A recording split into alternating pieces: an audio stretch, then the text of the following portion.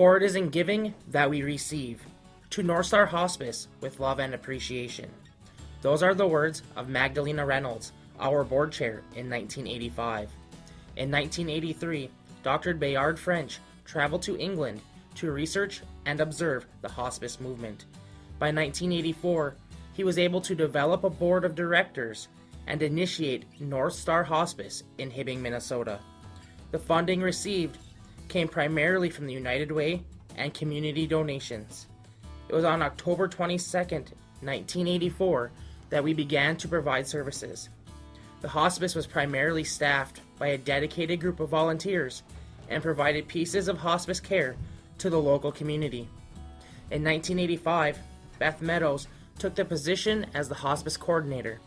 Beth continued to work with the community to actively fundraise for North Star Hospice in order to keep the doors open.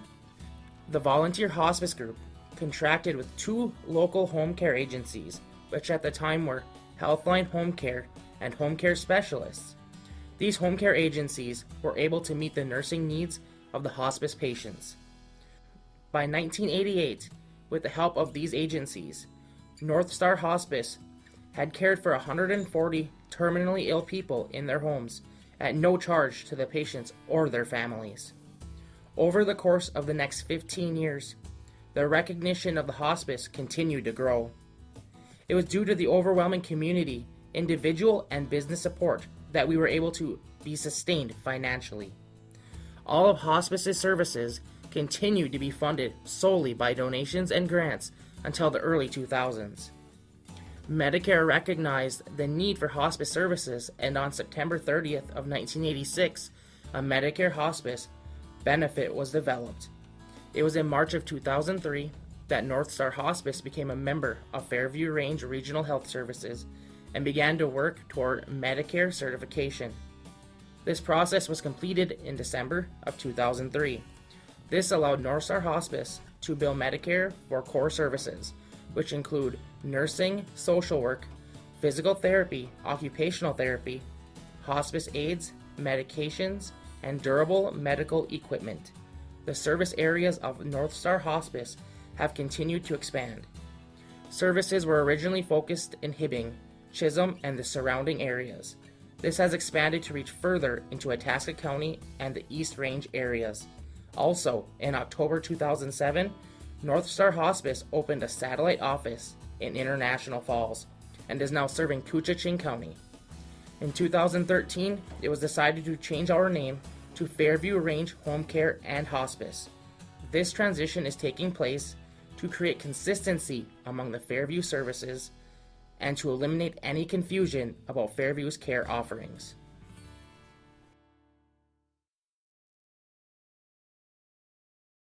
I've worked in hospice for many years. It's my passion as far as my nursing career goes. It means working with the patient, but also with their family, their caregivers. It's the nursing elements and the emotional support, walking with these people through this path. It's a very fulfilling career. I've done hospice for 9 years, and I think the best part is you know that you are there at one of the most important times in a family and person's life. It's very bittersweet, but you know you're helping them more now than they've ever needed help in their whole lives, to bring them comfort and peace in their final days of their journey. Well, for me, I count it a great privilege to work with a group of people who just think more about the patient and the client and their families than they do about themselves. I've witnessed that over the last 4.5 years since I've been at hospice, and it's been a real joy to be a part of that team and to just see how everybody is so focused on ministering to the person and their families. It is a special passion of mine. I lost my mother to leukemia 25 years ago, and there was no hospice at that time. And I made up my mind that if I could and had the chance, I would work in hospice and make sure that people who take this final journey are able to do it with as much dignity and comfort as they can.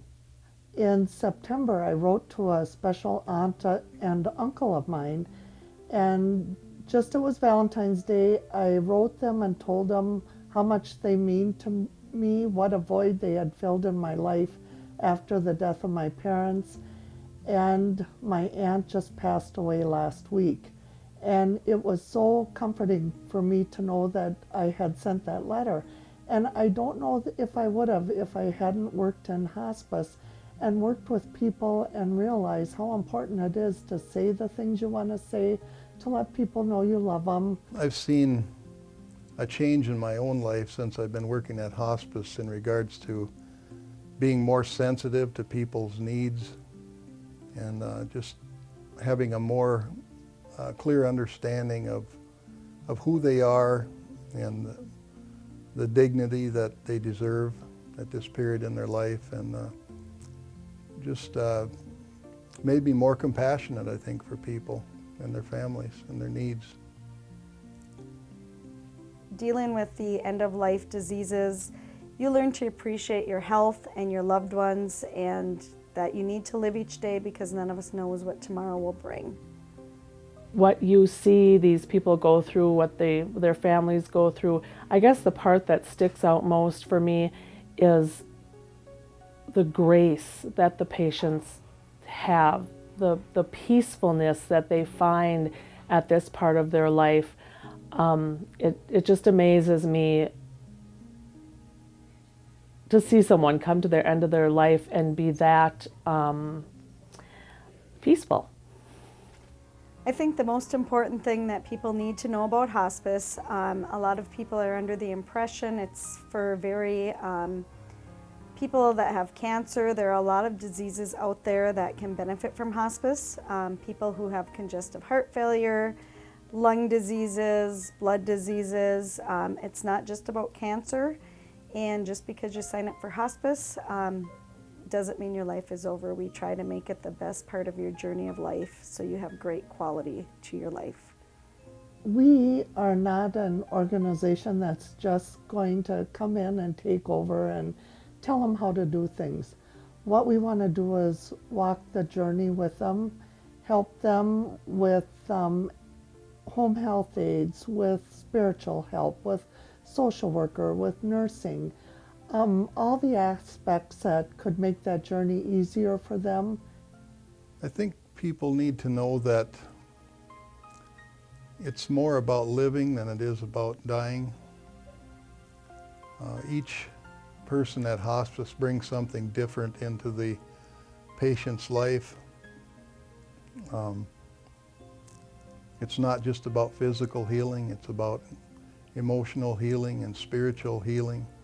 It's about ministering to the family, and hopefully in the end the family will see that we really did care about them and their loved one, and just brought some joy into their lives at this difficult period in their lives. The other thing that I think people should know, and this is the community and caregivers, is that what I may see as important might not be the most important thing. And I'd like to just tell a little story to show this. I had a patient who died from a leukemia, and I had been visiting with he and his wife for several weeks before he died. And on the early morning that he died, I visited their home, visited with his wife, talked to her about his passing, and I knew that he was going to be cremated. So when I was with him by his bedside, I asked the wife if she would like his wedding ring. And she said, yes, I would like that. And so I slipped his ring off his finger, and I walked across the room and I laid it into her hand. And to me, that was not a significant thing of what I had done with them over these months.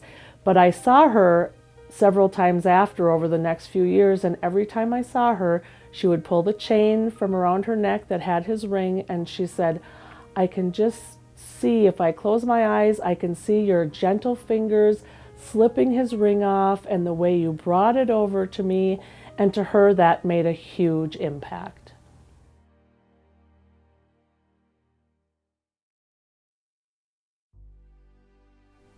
The hospice team did so many things to meet my dad's wishes and goals. They first came to our house to meet the family, to meet him, to get to know his personality and what exactly he wanted out of their help and out of this situation. And once it was determined that he did not want to have any medical intervention, that he just wanted to die in peace at home, in a loving environment, in a place that was familiar to him, and to live until the last moment doing whatever he wanted, eat as much as he wanted, watch TV all he wanted, drink his rum and coke or his wine. And as soon as he started needing the help, he knew that he could tell me, Chiqui, I think I need a cane now. I'm having difficulties walking. So I would call hospice, and immediately it was within, that same day they would send a cane. The next step of the process was, I think I'm going to need a wheelchair. And again, hospice brought the wheelchair. From there, he said, you know what, I think I'm going to need a hospital bed. And again, they brought the hospital bed instantly. And that was everything. Everything was according to what he needed. Hospice is really determined and focused on making the person that's passing make his last days and months or whatever the best they can, and for the family. They helped him. Then he said, I think I'm having pains. I need something for my pains. They provided the medication that was exactly what he needed for exactly his situation.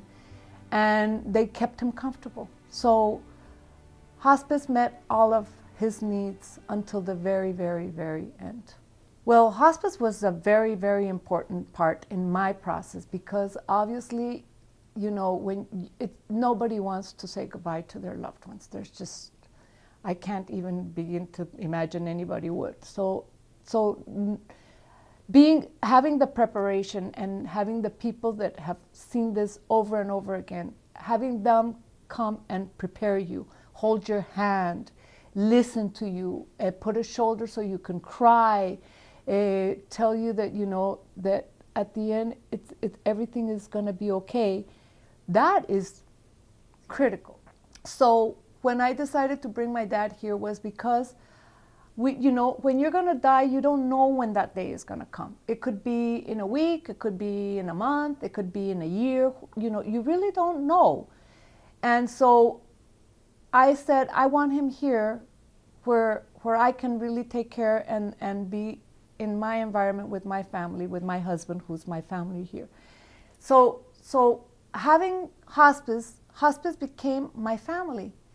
I could call and know that they would be here immediately if I needed them, that they could answer my questions, that there was no schedule. There was no, oh no, you can't call, you can only call from 7 to 5 o'clock in the afternoon. No, if you need us at 2 in the morning, you call us. And if it was a nurse, she would come, and if it was the social worker, she would come. If it was somebody from the office that needed to explain something to us, they would come. The chaplain, I can't even tell you how wonderful that was.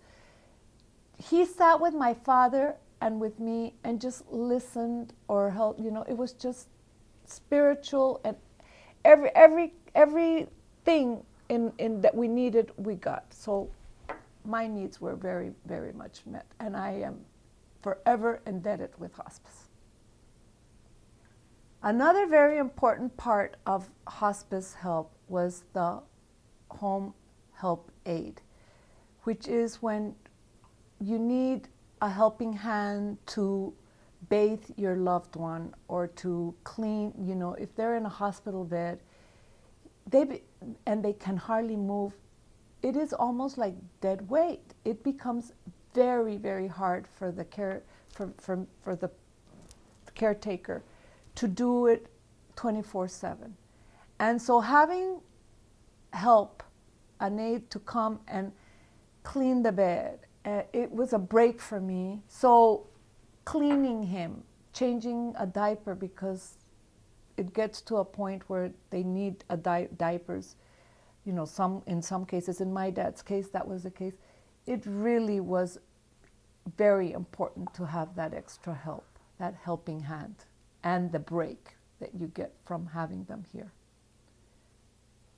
One of the incredible things is that hospice also has a volunteer service. And in my case, it was beautiful because it happened. The person that was my volunteer was a person that is very, very close to me, and she lives in Pingelly. Her name, well, she's Patty Miller, and I guess who doesn't know Patty Miller in the Iron Range and the world? But anyway, Patty Miller had never met my dad. She did know a lot about my father because, of course, as a friend, I talk and she knew a lot about my dad.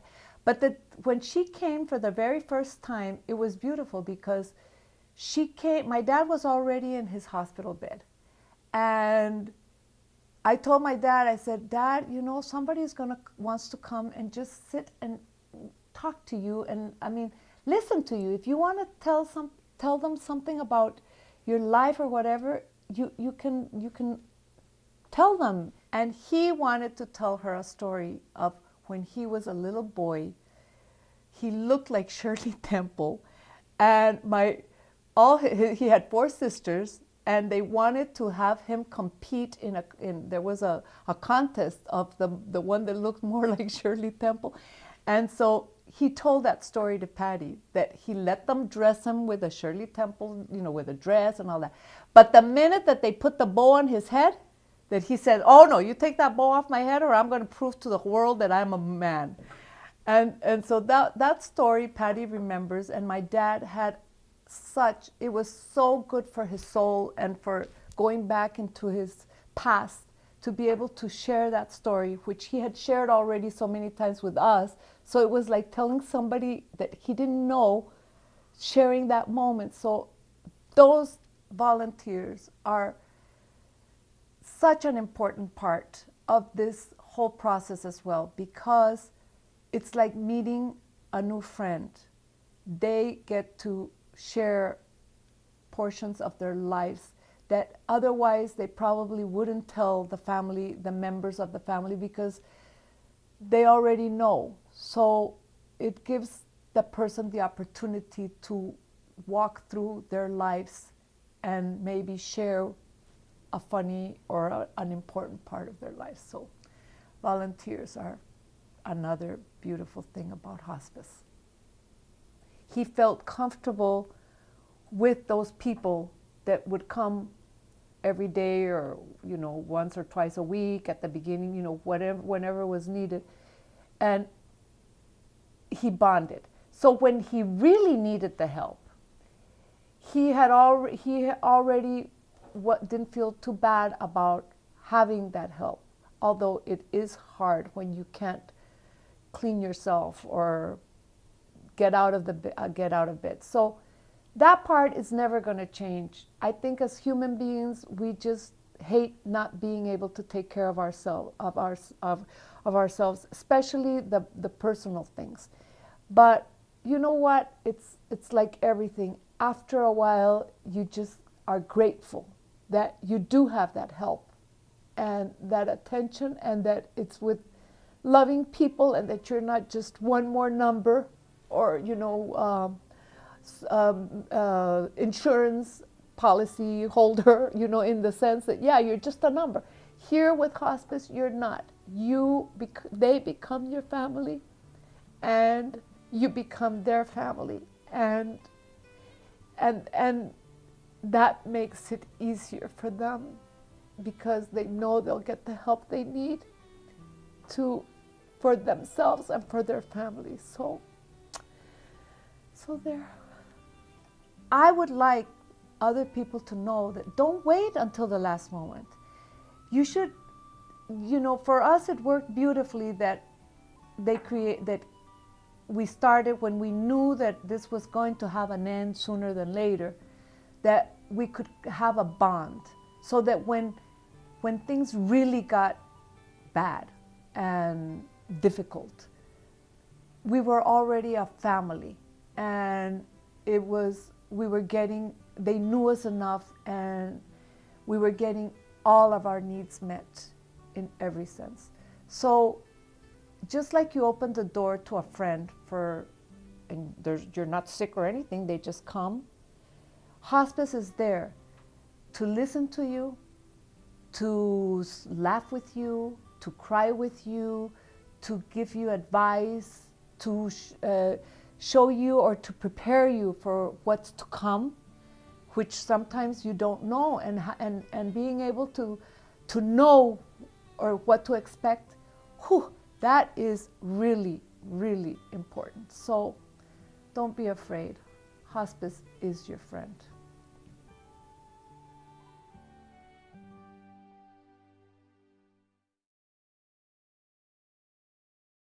Hospice care identifies the total needs of the individual and their family, including physical, spiritual, psychosocial, and emotional needs.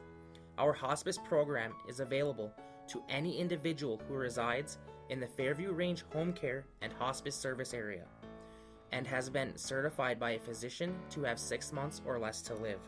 Some aspects of the hospice program are covered by insurance. These services include nursing, social work, hospice aides, physical therapy, occupational therapy, durable medical equipment, and medications related to the hospice primary diagnosis. The aspects that are not covered by insurance are financed through the Central Mesabi Medical Foundation Hospice Fund. This fund is used for non-covered medical supplies and massage therapy, our hospice chaplain, bereavement coordinator, and volunteer coordinator, grief support, volunteer recognition, staff education, and to cover any other expenses of uninsured clients. These are reasons why we raise money through grants, fundraising events, and ongoing community support. If you have any questions about our hospice program, perhaps you would like to volunteer, or you just want to find out how to make a donation, please contact us at 218-262-6982 or visit our website at www.range.fairview.org.